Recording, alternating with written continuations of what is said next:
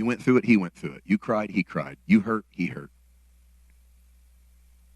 I don't have any other answer, because where does God live? Not on some distant, cold planet where he's got it figured out and we don't. He lives in us. The pain that happens to us happens to him. The hurt that happens to us happens to him. So the anger starts often with God, and that's okay. You know what? I think you can tell God that. And I'm going to tell you something that'll shock you. I saw someone the other day that said, Jesus never had to say, I'm sorry. And everyone jumped in and go, yeah, you're right, because Jesus did everything. I don't believe that. I really don't, because Jesus was human. And Jesus knew that sometimes saying I'm sorry is not just an admission of guilt. Sometimes saying I'm sorry is to ease the pain of another person. You mean to tell me you believe that Jesus never walked over to the Apostle Peter and said, really sorry you feel that way. I'm really sorry about that incident. Because honestly, if Jesus never did that, how in the world does he know what it feels like for you to have to forgive or have to say or have to ask for someone to forgive? So this is the part that might shock you. I believe that you can go to God and tell him that you're mad at him, and I believe what you'll hear in the Spirit is God say, I'm sorry. Not, I'm sorry you're mad.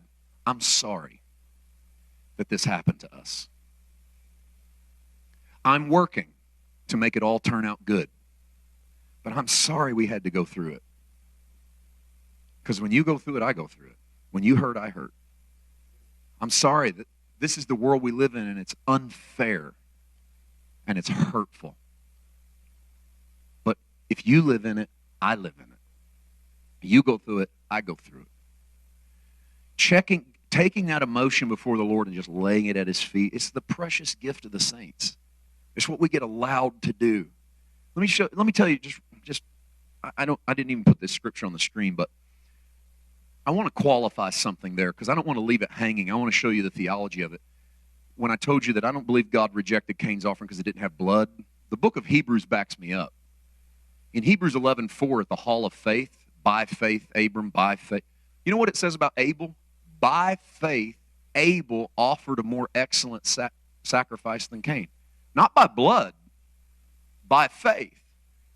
So God accepted Abel's sacrifice because Abel offered it in faith, not because he offered it dripping with blood. Cain's sacrifice was not rejected because it was dry with blood. It was rejected because it was dry with faith. It was a rote repetition put before God. There was no passion behind it. And what infuriated him is that his performance didn't work. That he laid his performance up there and that wasn't good enough. It wasn't the blood, it was faith.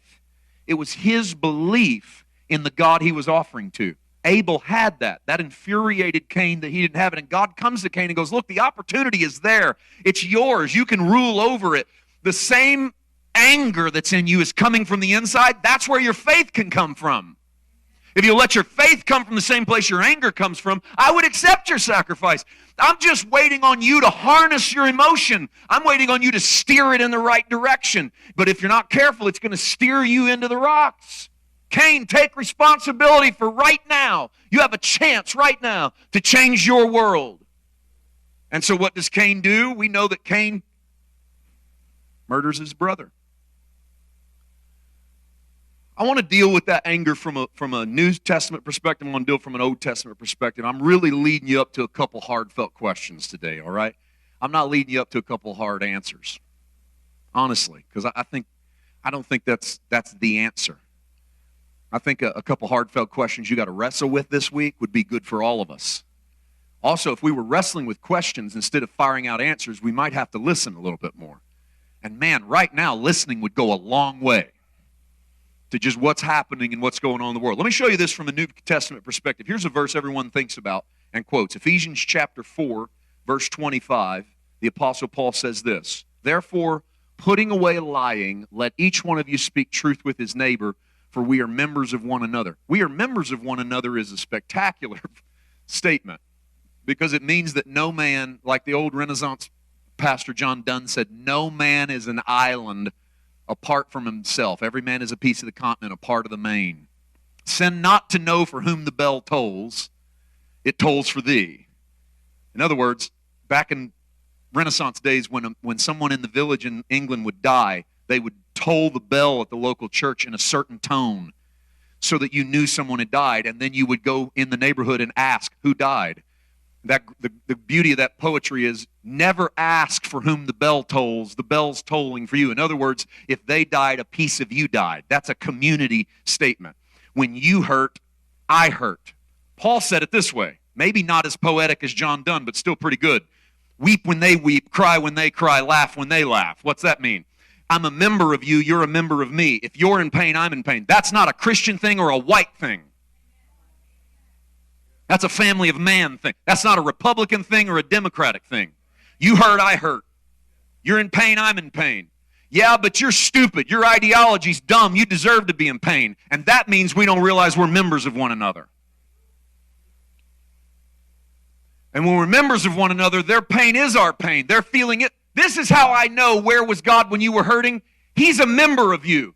So when you were hurting, he was hurting. He had to be hurting. He couldn't be anything but hurt. You were wounded, he was wounded. You cried, he cried. You screamed out at night that your heart was breaking. He screamed out at night that his heart was breaking. He can't go anywhere else. And that's what he asks of us when we deal with our neighbor. It had to be jarring to Jesus. The whole Bible had been written around taking care of your neighbor. I'm getting ahead of myself a little bit this morning, but I'm going to follow it. The whole Bible had been written around taking care of you. And it had to be jarring to Jesus to talk to his own people and one of them go, well, who's my neighbor?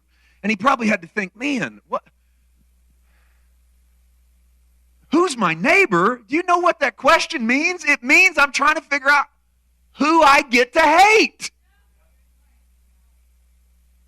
Who's not my neighbor? Yeah, who's not my neighbor is the right answer. If you have to ask who your neighbor is, it means you're trying to figure out which people you don't have to identify with. Because there's some of them out there I don't want to be put in the same boat with. Well, God bless your heart. You're already in the same boat with them. This ain't a garden, it's a city. The Bible ends with you in a city. You're not in your own yard. You're in the whole community. You belong to the whole community. It's why your rights end at your neighbor's nose. How far can you punch? Until you hit somebody. You can punch the air all day long, but you're not allowed to hit him. Well, I thought I had the freedom to do whatever I want. Well, sure you do. And then they have the freedom to knock your head off, too. That's always going to be that give and take because I'm a member of my community. I'm a member. I'm a part of that body with one another. I wasn't supposed to be on that. This is really just a context verse